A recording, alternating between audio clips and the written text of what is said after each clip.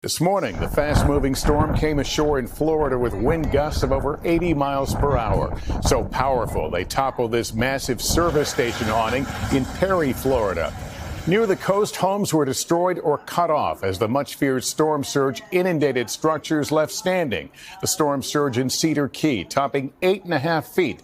Tampa Bay, spared the worst of the storm, still saw a storm surge of 5 feet. Many residents near the heart of the impact zone cut off, forcing high water rescues. At least 2 deaths are said to be related to the hurricane. Tonight, with sustained winds still reaching 70 miles per hour, people along parts of the Carolina coast are on alert for heavy flooding.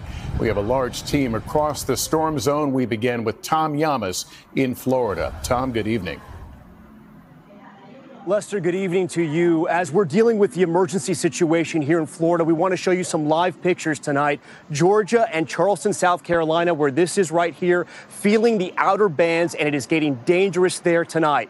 Here in Florida, Idalia has cut off communities, surrounded them with water. Rescues are underway. Some are under curfew. Search and rescue teams, along with the National Guard, are in response mode right now. The only way to describe Florida's Big Bend, small towns with big damage. Tonight, our first look at the incredible fury of Hurricane Idalia.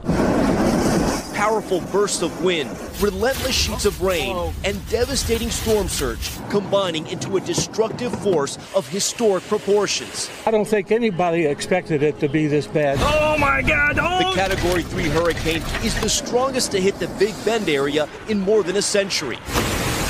Landfall came this morning at Keaton Beach with maximum sustained gusts of 125 miles per hour. Homes here didn't stand a chance.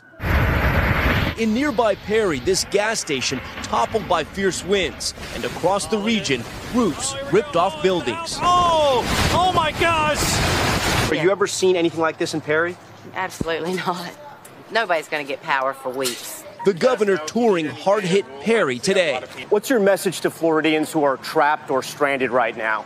Well, if you are in distress, you can call 911, and there will be rescue efforts that will commence. The storm has passed. The first responders are active.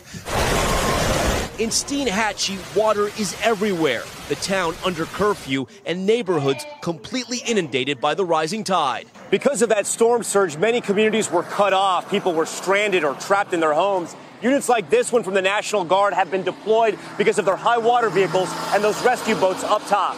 The Kime family is safe, but their Yankeetown home is underwater. Why did you decide to evacuate? This surge right here, man. If we had been in our property, we would have got flooded in. We wouldn't have been able to leave. The tree just went down. With trees down and roads submerged all over the area, moving can be as treacherous as staying put. Already, 2 separate car crash fatalities reported by Florida Highway Patrol blamed on the weather. A total that would have grown if not for daring swift water rescues that saved dozens outside of Tampa. Didn't know what I was going to do until these guys showed up. I was going to actually stay and swim in my house. Florida's first responders pushed to the limit, the president offering help. Anything the states need right now, I'm ready to mobilize that support of what they need. There goes power lines right there. As officials feared, Idalia overpowered the Big Bend area's electrical infrastructure. Hundreds of thousands of homes affected. Even the governor was left in the dark this morning. That's going to be legitimate surge. It's going to be a big, big deal, and it's going to be very, very dangerous. And there we go with our power here. Rest in peace, Faraway Inn. Other local landmarks weren't so lucky. This bed and breakfast in Cedar Key engulfed by storm surge. Some of Idalia's worst impacts happened in this small town of less than 1,000. In Pasco County, several homes burned in electrical fires. My heart just dropped out of my chest when they called and said the house was on fire because we prepared for a flood, not a fire. And back in Perry, one family lucky to be alive. Idalia knocked down these massive trees, crushing their home. Huddled inside of this car, we met 2 of the survivors, Mom Summer and baby Amelia. It was kind of terrifying, honestly. Summer told me how her husband Brandon heard the trees snap and jumped on top of them. He came and he jumped over top of us, and you could hear it crack and collide on top of the house. Brandon telling me he did what anyone would do who loves their family. Has it hit you kind of what you did? No, not really, no. Figured it'd be what anybody would do.